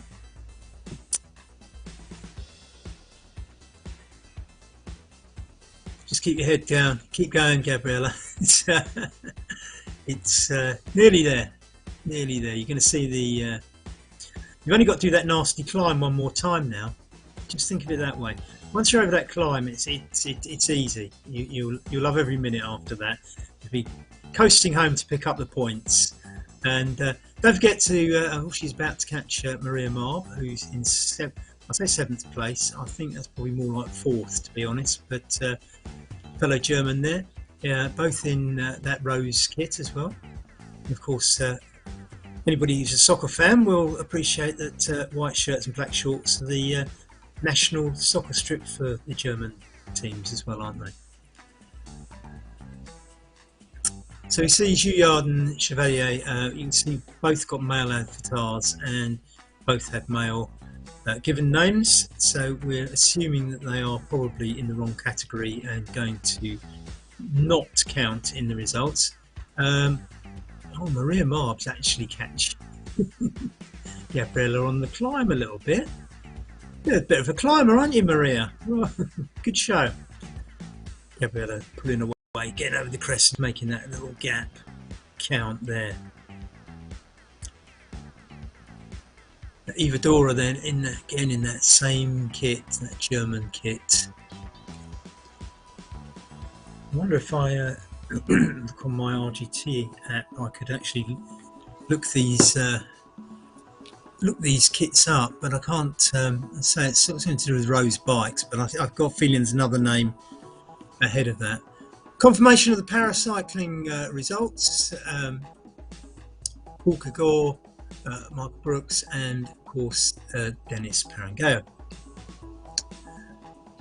4 minutes 24, the difference between first and third. Everybody picking up points. 700 meters for Gabriella. You're going to enjoy this bit. You've just done the big hump, haven't you? So you enjoy every moment of this. It does slightly incline towards the end, but apart from having sort of tired legs from the distance and pace you've just ridden at, it should not be too sapping, especially for a ride of your calibre. Well done indeed. I think Anna's going to get third place. Second, third place in 2 days for Anna. Just 300 metres. You can see it inclines slightly here. It's only 1%. I don't think Gabriella needs to sort of burn any matches here because nobody's going to catch her. No. So it's Anna's now 600 metres behind. So with 170 metres to go, she can see that Anna putting in some power, certainly chin down and going for it. And here we see Gabriella. Well done, and thanks for being part of the Zoom room. I hope you're listening in and you can hear us. Terrific round of applause as she finishes. Marvellous stuff, absolutely marvellous stuff.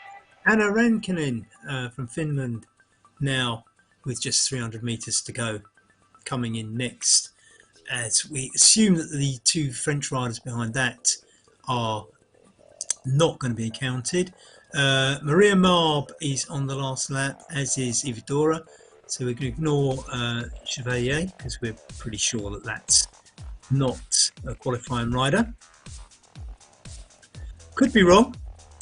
Don't forget, you know, not everything is quite what it seems, so could be wrong, but we are going to assume that Chevalier is not going to be considered of this category. Anna Rankinen therefore taking third place. Sorry, second. Yeah, second place, isn't it? Yeah, because no, sorry, third place. Yeah, because we've got Jacqueline Godby, Gabriella Schumann, and then Anna Rankinen. So it's third. So Anna getting third again. We're looking at Maria Marb getting fourth, Ividora fifth, and Urska Karen sixth. So Maria Marb is the next one we want to watch, who's going to be our fourth place finisher. She is, though, I mean, for all that, she's only sort of 300 metres ahead of Ividora. I don't think Iva's going to make up 300 metres in 1 kilometre though, so we'll assume that Maria is going to be the one waving her hands in the air next as she crosses the line. 600 metres to go. As I say, there's no absolute reason to even for these finishes are based on your position, not your time, so therefore if you've got a heavy race tomorrow, I wouldn't burn all your matches. 400 metres to go on that slight incline. It does incline a little bit towards the end. As I say, if your legs have been sacked already, it probably doesn't feel that comfortable, but the thought of finishing probably urges you on, and you take a little bit more pain knowing that it's all going to stop soon. Of course, it doesn't stop as soon as you think, does it? Because you can't wait to cross the line and stop pedalling, and you spend about the next 2-3 minutes trying to get your breath back. You didn't realise how hard you were breathing. 100 metres to go, see the finishing line, see the crowds, and the glory waits. Maria finishes fourth in the ladies' race, Echelon Community Racing. Well done, Maria. Eva's coming up next in 300 metres time. There you go, Eva. Go on. Just 250 metres to go. Urska Kurent still got another lap and a bit to go. So it's quite a phenomenal German lineup in this race, and as I say, all wearing those Rose Bikes kits. I hope you've all selected Rose Bikes on your equipment. It's a classic German bike company who's internationalised in modern years. Very respectable. I've certainly bought things from them myself, I have to say. Urska from Slovenia now just going round, finishing off the penultimate lap, 300 metres to go before she has to endure the nasty little spike in the course for the very, very last time. As I say, there are the results as the timing equipment takes them. We have to say Jacqueline Godby phenomenally won that race by a massive margin. Alberto Faustino, you'll probably guess that Alberto doesn't sound very feminine, and Alberto was not riding with a feminine avatar either, so that has to be questioned. Jeremy Chevalier and Christophe Juillard equally have male names and had male avatars, so there's a debate as to whether they'll be allowed as results, should we say. So let's assume they're not. So Jacqueline Godby first, Gabriella Schumann from Deutschland in third, Anna Ronkanen from Finland in... Sorry, let's start again. Jacqueline Godby in the USA first, Gabriella Schumann from Deutschland in second, making Anna Ronkanen from Finland third. Christophe Juillard is going to be disallowed, so we think so. Maria Marb from Deutschland and Eva Dora also from Deutschland, both 7 minutes down on the winner. The win was phenomenal. I mean, if you look at the distance between Jacqueline and Gabriella, 4 minutes 32. That is a lot in a 36 kilometre race. So Urska Kurent now, just 900 metres to go. She's done the hump and she can enjoy the ride now. Look at that wonderful scenery that RGT provide us. Sit back, thank Echelon Racing Promotions for putting all of this on and entertaining us over this weekend. Pro racing next week from Echelon, and back to the community races in a fortnight's time. I don't think I'm commentating on those. I might be on one of them. But anyway, ZMS will be here with either myself or one of my colleague commentators from ZMS to enjoy the action with you. And there's no better way to enjoy a cold winter's afternoon than sitting in the warm, nice cup of something and enjoying the racing that's put on for us. It's been my pleasure. It really has to get involved with this series. I look forward to being back. I'm definitely down for a few of these over the series, and I shall probably be looking out for results on the ones I'm unable to do anyway. 250 metres to go now for Urska Kurent to finishing off the ladies' race and our weekend's entertainment. We'll have a roundup of the results, I'm sure, just before we go. But well done to everybody who's raced today. Commiserations to Jackie Jones, who had to pull out. Be interesting to find out what went wrong for Jackie as Urska crosses the line for the last time today, and she'll be the last rider to cross the line today. Well, it's excluding the camera that's just behind her. But anyway, never mind. Well done, ladies. That was fantastic. You kept us entertained every bit of the way this weekend. So as I say, we're 9th place not filled out yet.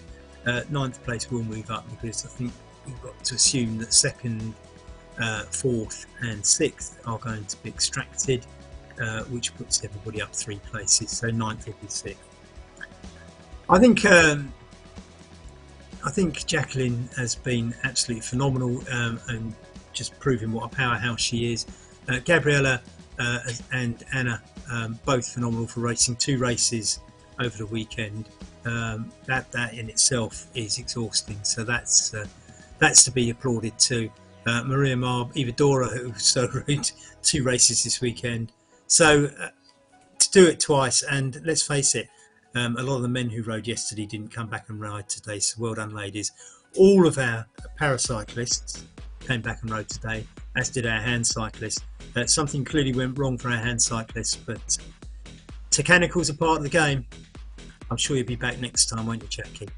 Thanks very much for watching. This has been an excellent weekend for us with ZMS Echelon Racing. We'll see you next time. Bye.